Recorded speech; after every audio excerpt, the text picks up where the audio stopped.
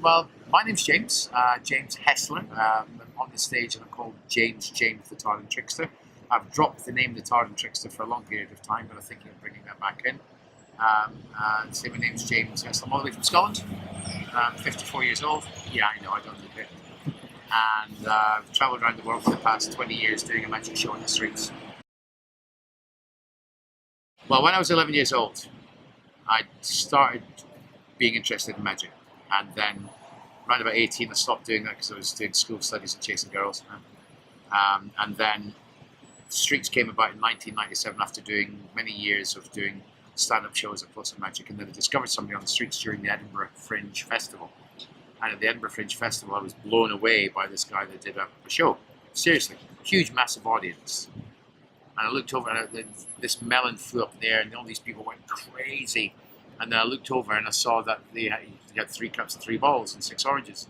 So I've never seen this, I've heard about it. So then I shared a pitch with him. And from there, I got taught by the guy that taught him. So my first experience was in 1997 and I was terrible. Magic as an art form on the streets really is less about art and more about doing a show and getting the audience to pay.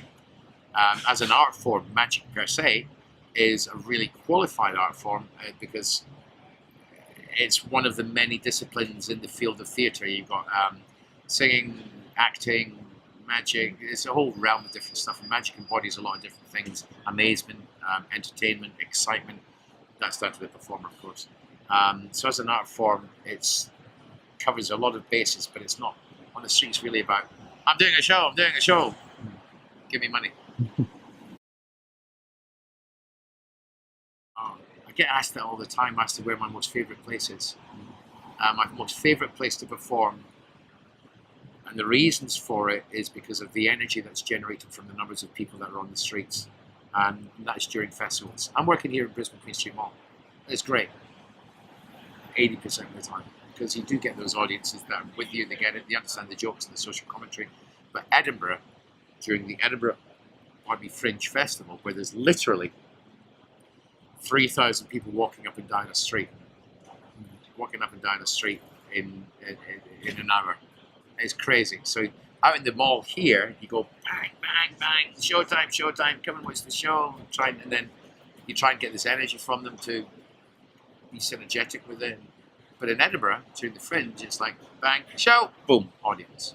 So Edinburgh, because of the energy that those audiences give, it's more, makes me happier. So out of all the places I've been, any festival, but primarily the Edinburgh Fringe Festival is the place to go because there's just more people, more chances to have that feeling great about yourself and doing what you do. So that's why I would say Edinburgh.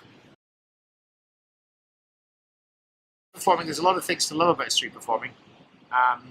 Something I didn't touch on before is the very idea that you're totally self-contained, you're totally self-employed,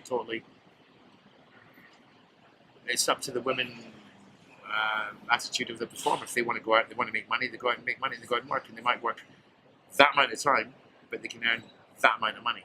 Now, money's not the main thing. You've got to love doing what you do, and as a job, as a way of earning an income, working that amount of time to earn that amount of money, which takes other people that amount of time to earn that. That allows so much more time to enjoy life, to travel, to have new experiences, to make what you do better, help other people get better, and so on and so forth. So there's not just the actual show itself, it's the fact that allows you the freedom to move about and do what you want. You know, there are bad sides to it. You might do a run of 4 or 5 shows during a day and the energy's crap and you come home and you cry into your soup. Or you have too much to drink. And that's a problem as well for a lot of street performers. Alcohol abuse and drug abuse is not rife, but it's there more palpably. So, but there's to go out on the streets and have it as an income, so I can use the other time for other things. It's great. It's brilliant. It's a wonderful thing. Love it. If I could give advice to myself as a 20-year-old, I would say work harder, work longer hours, work with focus, work smarter, especially in today's age with the internet. Don't go out on the piss. Don't go out drinking alcohol and taking drugs and wasting your life. Be focused. Be extremely focused. Find something that you like doing and do that and make that work. Because you're on a ladder, you're climbing this ladder, 54, I'm climbing the ladder now, but I'm not 20 years old.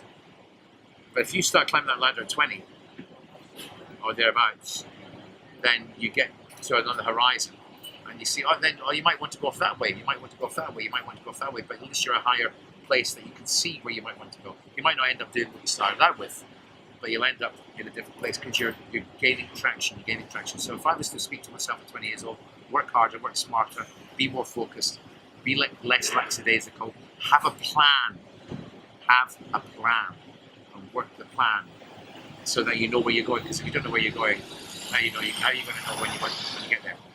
And then set yourself goals. Yeah, you're going to backslide. Yeah, you're going to fall apart. Yeah, you're going to throw caution to the winds. But have a plan. That's what I would say to myself at 20 years old. Lessons that I've learned in life are to be kinder, to be more helpful, be more for other people, listen, which means not waiting for your time to speak, actually listen, be able to change your views on certain things for the greater good, and look after your health, because you only get one sling at this. That's it. If you don't look after your health, nothing else you do is going to be versed if you die too soon.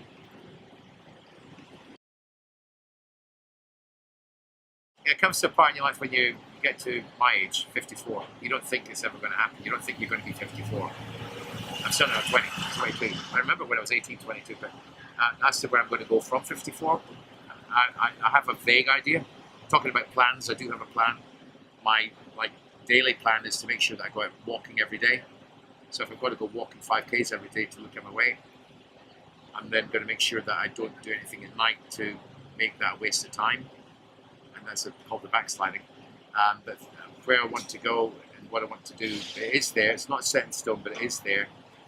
And I want to get off the streets and create a wonderful teaching environment where people can actually learn stuff that I've learned and actually help them get better at what they want to do. And be there for people. But 54 years old, where do I want to be?